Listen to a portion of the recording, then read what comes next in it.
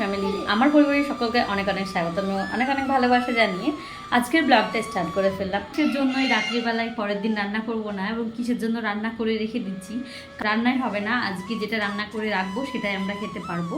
তো কেন কিসের জন্য সেটা সবটাই দেখতে থাকো, পুরো ব্লগে তোমাদের বলতে থাকবো। গাইজ চলো, এখন ঘুড়ি কাটার বাজে 6টা, আর এখন তোমাদের সঙ্গে আমি স্টার্ট করে ফেলছি। তো সন্ধ্যে থেকেই বলতে পারো, সন্ধ্যে দেয়া আমার হয়ে গেছে। তো চলো তোমাদেরকে, আমি চলে এসেছি রান্নাঘরে, দেখতেই পাচ্ছ রান্নাঘরের এখনও মানে প্রায় কাটাকুটি হয়েছে, কিছুটা এখনও কিছুটা বাকি রয়েছে। তো যা যা করবো তোমাদের সঙ্গে সবটাই শেয়ার করবো, তো পুরো ব্লগটা দেখতে থাকো। হ্যালো আমার মিষ্টি মিষ্টি বন্ধুরা, তোমরা যে যেখানে আছো ঠাকুরের কৃপায় অনেক সুস্থ আছো এবং অনেক ভালো আছো। আর ওয়েদারটা কিন্তু একেবারেই ঠান্ডা ঠান্ডা, যা গরম ছিল মানুষে কিন্তু একটু প্রাণ ফিরে পেলো। মানুষ, গাছপালা, নদী আলা সবই যেন একদম প্রাণ ফিরে পেয়েছে এই দুদিন বৃষ্টি হওয়ার কারণে। কাদের কাদের ওখানে বৃষ্টি হয়েছে অবশ্যই কমেন্ট করে জানাও। আর আমাদের এখানে তো সোমবার রাত্রি ঝড় বৃষ্টি প্রচুর হয়েছে, মঙ্গলবার রাত্রিতেও ঝড় বৃষ্টি হয়েছে, তো সেই জন্য ওয়েদারটা একটু ঠান্ডা ঠান্ডা রয়েছে। তো গাইজ যাই হোক, এটা হচ্ছে আমার সোমবার রাত্রের ব্লগ, তোমাদের সঙ্গে শেয়ার করতে পারিনি কারণ আমাদের এখানে একটা পুজো ছিল, এবং যেহেতু পুজোর একটা অনুষ্ঠান হলে কিন্তু গান বাজনা হয়েই থাকে, সেই গান বাজনার জন্য কিন্তু কপিরাইট ভিডিওতে দিলে, গান চলে আসলে কপিরাইট কিন্তু আমার ভিডিওতে চলে আসবে, সেই কারণে আমি দুঃখিত, ভিডিও তোমাদের সঙ্গে দুদিন শেয়ার করতে পারিনি। তো যাই হোক, আজকে তোমরা পাচ্ছ ভিডিওটা, প্লিজ তোমরা সবাই স্কিপ না করে ভিডিওটা দেখতে থাকো। আর কেন কি সব কারণ তোমাদের পুরো ব্লগেই বলতে থাকবো। আর এই যে দেখতেই পাচ্ছ, তো আগেই কিন্তু সোয়াবিনটাকে ভিজিয়ে নিয়েছি, তারপরে দেখো এটা হচ্ছে বোঁদে ভিজাবো, সেই জন্য সেরাটাকে আগে একটা ওভেনে বসিয়ে দিয়েছি। আর এইদিকে কি করব দেখো, এইদিকে হচ্ছে পটল ভাজাটা আমি অনেকক্ষণ আগেই লবণ হলুদটা মাখিয়ে রেখেছি, তারপরে দেখো একটু বেশি পরিমাণ তেলটা দিয়ে আমি পটল ভাজাটা লাল লাল করে ভেজে নেব।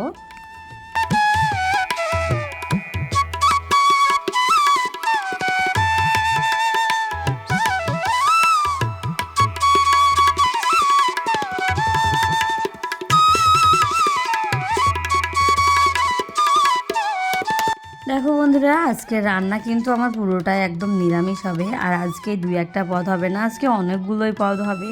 যেহেতু আমাদের আজকে রান্না করে রাখবো, পরের দিন কিন্তু এই খাবারগুলোই খাবো। পরের দিন কিন্তু উনুনও জ্বালা যাবে না এবং তোমার গ্যাসও জ্বালানো যাবে না, আগুনের কোনো গরম জিনিসই আমরা খেতে পারবো না। সেই জন্য যতটুকু পাচ্ছি যাতে আমাদের পরের দিন গিয়ে মানে খাবারের অভাবটা না হয়, সেজন্য কিন্তু এতগুলো পদ রান্না করছি।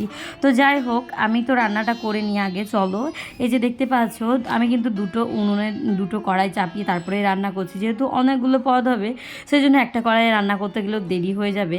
আর যেহেতু আজকে হচ্ছে আমাদের 12টার আগেই সব রান্না বান্না কমপ্লিট করে উনুনে খড়িমাটি দিয়ে তারপরে পুজো টুজো সেরে একেবারে উনুনটাকে ঢাকা দিয়ে দিতে হবে, যেহেতু পরের দিন আমরা কিন্তু রান্না করে খেতেও পাবো না এবং উনুনের মুখও দেখতে পারবো না। যাই হোক, আমার যেহেতু আমি আজকে গ্যাসে রান্না করছি সেই জন্য গ্যাস ওভেনটাকেই পুজো করব।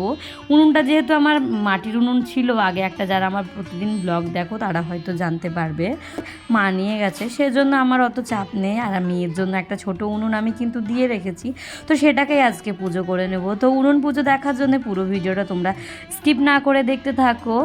এই উনুন পুজোটা হয় আমাদের শীতলা পুজো উপলক্ষে, এবং আজকে যেটাকে বলা হয় আখা পালনি বা হচ্ছে মায়ের শীতলা পুজো উপলক্ষে আমাদের যে দিনটা ধার্য করা হয়েছে সেই দিনটাকেই আমরা এই দিনটাকে মেনে চলি।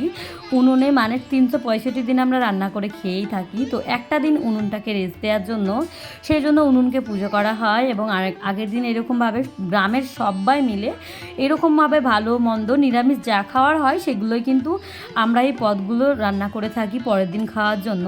যেহেতু আমাদের শীতলা পুজোর আগের দিন কিন্তু এই উনুন ঢাকাটা হয়, আর শীতলা পুজোর দিন কিন্তু একদম আমাদের পুরো নিরামিষই খেতে হয়। গ্রামে যেহেতু একটাই মাত্র পুজো হয় শীতলা পুজো, আর আমাদের গ্রামে প্রায় 700-800 ঘর, সবাই কিন্তু এরকমভাবে এই রাত্রিটা জেগে জেগে রান্না করে এবং রাত্রি 12টার সময় কিন্তু পুজো করে। আর ওই যে সারাদিন রান্নাবান্না ঝাঁটা কোনো কিছু দেওয়া যাবে না, সংসারের ঝাঁটা বারণ যা থাকবে সবগুলো লুকিয়ে রাখতে হবে। শীতলা মায়ের কিন্তু কুলো এবং বারণ ঝাঁটা হচ্ছে যেহেতু মার কাছে থাকে সেজন্য মার কাছেই থাকবে, আর আমাদের ঝাঁটাগুলো বারণ সব কিন্তু আমরা লুকিয়ে রেখে দিই। আজকে রাত্রি পুজো করার পর একদম একেবারে লুকিয়ে দেবো। পুজোর পরের দিন মানে একদিন পুরো দেখবো না, মানে উঠোন ঘর দোয়ার কিচেন হলেও কিন্তু আমরা পরিষ্কার পরিচ্ছন্ন করবো না, ওই নোংরার মধ্যেই থাকবো। তো যাই হোক, একটা দিন এই নিয়মটা আমাদের মধ্যে রয়েছে। তো কাদের কাদের এই নিয়মটা রয়েছে অবশ্যই কিন্তু কমেন্ট করে জানাও।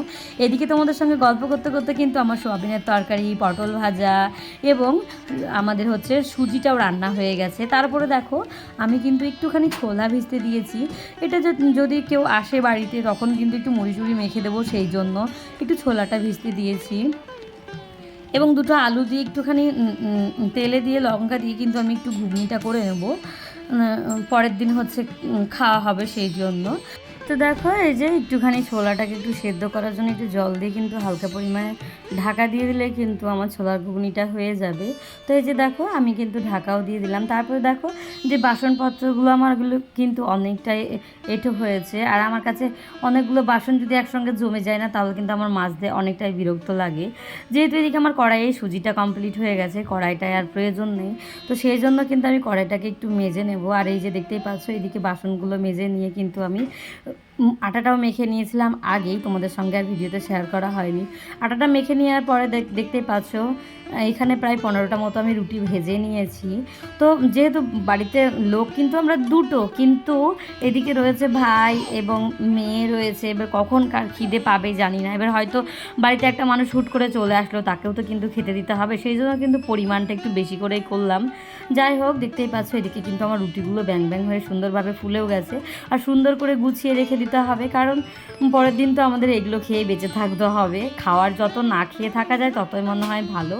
তো এখন যেহেতু বৃষ্টিটা হয়েছে সেই জন্য একটু হালকা হালকা মানে ঠান্ডা রয়েছে, সেই জন্য খাবারগুলো একটু বানিয়ে রাখলাম। আর এই যে তারপরে দেখো ভাত বসিয়ে দিলাম, আর ঘড়ির কাঁটায় বাজে এখন ওই 10:30 প্রায়। তো এইদিকে ভাতটা বসিয়ে দিয়ে সংসারের আরও যাবতীয় যে কাজগুলো রয়েছে সেগুলো হচ্ছে আমি এখন করে নেব। সংসারের যাবতীয় কাজ বলতে অনেকগুলোই কাজ এখন আমাকে করে রাখতে হবে, নাহলে সকালে কিন্তু একদম তাড়াহুড়ো লেগে যাবে। আর এই যে দেখো আজকে রান্না সোয়াবিনের তরকারি, আলু মটর দিয়ে ঘুগনি, বোঁদে, রুটি, ভাত, পটল ভাজা এবং রয়েছে সুজি। তো এগুলো সব আমি একা হাতে করলাম। তো সেই 6:30টার সময় আমি ঢুকেছিলাম রান্নাঘরে। তারপরে দেখো এখন ওই যে ভাতটা হয়ে গেলে কিন্তু আমার রান্নাবান্নাটা একদম কমপ্লিট হয়ে যাবে। হ্যাঁ, আর দইটাও আমি জমিয়ে নিয়েছি এই ফাঁকে, কিন্তু দইটা তোমাদের সঙ্গে আর শেয়ার করা hয়নি, কারণ কি জানো তো, মানে এত কাজে ব্যস্ততা ছিলাম তখন আর ব্লগটা স্টার্ট করা হয়নি, বিশ্বাস করো। তো বন্ধুরা যাই হোক দইটা আমি ডিপ ফ্রিজে ঢুকিয়েও দিয়েছি। আর এই যে দেখছো তারপরে আমি ভাতটা হতেই আছে, আর আমি রান্নাঘরটা কিন্তু একটু ডিপ ক্লিন করে মুছে নিলাম। আর এইদিকে তারপর দেখো এখন ঘড়ির কাঁটায় বাজে ওই রাত্রি 10:30 বেজে পার হয়ে গেছে। তখন কিন্তু আমি ঘরদোরগুলো সুন্দরভাবে ঝাঁট দিয়ে গুছিয়ে তারপরে মোছামুছি করে রেখে দেবো। আর সকালবেলায় ঘুম থেকে উঠেই কিন্তু আমাদের এখানে 7টার সময় পুজো, আর আশেপাশে যত বাড়ি রয়েছে সবাই কিন্তু এখন এই তাড়াহুড়ো করে কাজ করছে। যেহেতু বললাম না তোমাদেরকে যে রাত্রি 12টার আগে কিন্তু আমাদের উনুনটা পুজো সারতে হবে, সেই জন্য 11:30টার মধ্যে কাজগুলো কমপ্লিট করে নেওয়ার চেষ্টা করছি। তো আমি যখন কাজ করছি আরেকটা বৌদি আমাকে চিৎকার করে বলছে, মিঠু তোমার হয়ে গেল? আমি বলছি না গো আমার হয়নি। আরেকটা কাকিকে জিজ্ঞেস করছি, আমি কাকি তোমার হয়ে গেছে? তো এরকমভাবে আমরা গ্রামে এরকম মানে দিনগুলোকে উপভোগ করে থাকি। হ্যাঁ, আর আমাদের এই দিনটা না পালন করতে খুব আনন্দ হয়, যতই কষ্ট হোক রান্নাবান্না করতে কিন্তু কষ্ট হয়, কিন্তু সেই কষ্টটাকে কিন্তু আর মনে হয় না। মানে এটা একটা আনন্দেরই জিনিস, যেহেতু পুজো আছে পরের দিন, সেই জন্য। আর এইদিকে দেখো ফ্রিজে একটুও জায়গা থাকবে না আজকে আমাদের, মানে সবার খাবার রাখতে রাখতে প্রায় মানে আমার ফ্রিজটা ভর্তি হয়ে যাবে। এদিকে একটা বৌদি রেখে গেছে ভাত এবং তরকারি, আরেকটা বৌদি রেখে গেছে একটা তরকারি। তো যেগুলো পরের দিন খাবে আর যেগুলো মানে এখন রাত্রিবেলায় খাবে সেগুলো কিন্তু বাড়িতে নিজের খাবারগুলো রেখে দিয়েছে। এইদিকে সবার ছোটো ছোটো বাড়িতে একটু একটু করে তরকারি রেখেছিলো, আমি আমার ভাতটা রাখবো কোথায় সেটাই জায়গা খুঁজে পাচ্ছিলাম না। তো যাই হোক এই করে আমার ফ্রিজটা আজকে পুরোটাই একদম লোড হয়ে গেছে, দেখতেই পাচ্ছ কোথাও একটু ফাঁক নেই।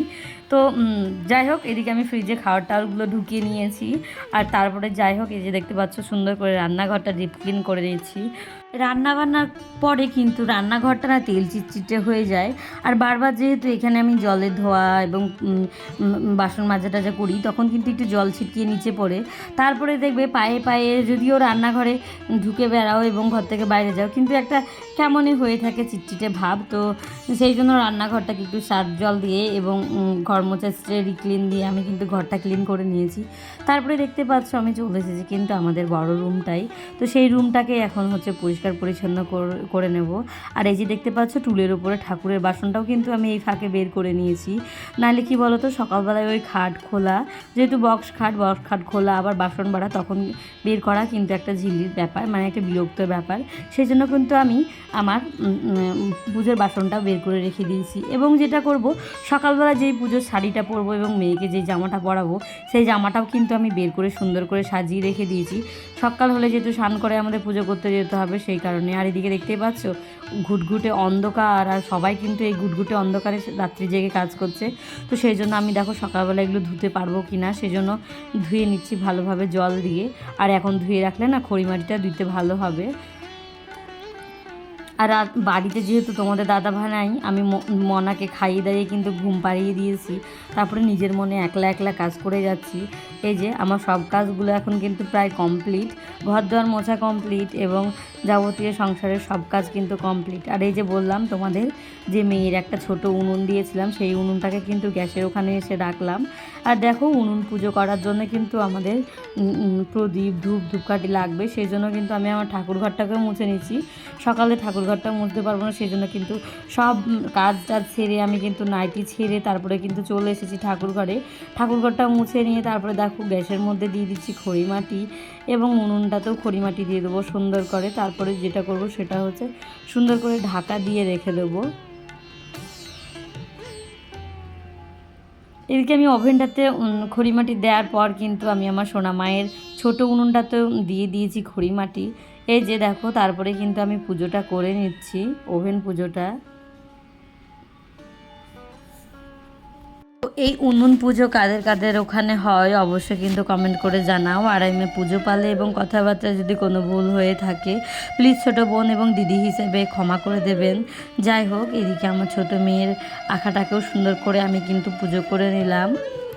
তারপরে যেটা করব সেটা হচ্ছে পুজো করে নেওয়ার পর কিন্তু আমি হচ্ছে ঢাকা দিয়ে দেব, একটা বড় একটা কোনো কিছু দিয়ে ঢাকা দিয়ে দেবো যাতে কারো চোখে না পড়ে। আর মা শীতলা কিন্তু দেখবে, শীতলা মায়ের মানে নামটা নিলেই যেন গাটা কেমন একদম শিউরে ওঠে। তো মনের মধ্যে একটা কিন্তু ভয় ভয় থাকেই। তো মা শীতলা যাই হোক সবার যেন মঙ্গল করে, এবং আমি কেন সারা বছর যেন সবাই সুখে থাকে, মা শীতলা যেন সবার মাথায় হাত রাখেন। এদিকে দেখতে পাচ্ছ আমি কিন্তু উনুন পুজোটা করে নিলাম।